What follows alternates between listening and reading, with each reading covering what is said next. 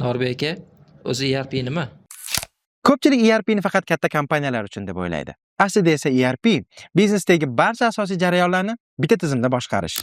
Agarda jadval, to'lovlar, xodimlar va shunga o'xshash jarayonlar alohida boshqarilsa, unda sizda tartibsizlik paydo bo'ladi, xatolar ko'payadi va nazorat yo'qolishiga olib keladi. ERPning vazifasi bitta: biznesga tartib va aniqlik olib kelish. Lekin ko'p biznes egalari bitta katta xatoga yo'l qo'yadi. Bitta ERP hamma biznesga mos keladi deb o'ylaydi. Aslida har bir soha boshqacha. Restoran sohasi boshqa, xizmat ko'rsatish boshqa, fitness esa umuman boshqa. Shu yerda ERP ikki turga bo'linadi.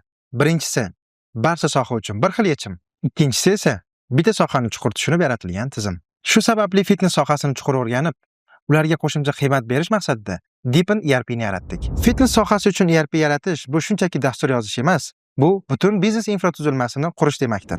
Siz boradigan fitness zalda asosiy muammo nimada deb o'ylaysiz? Fikrlaringizni kommentda yozib qoldiring.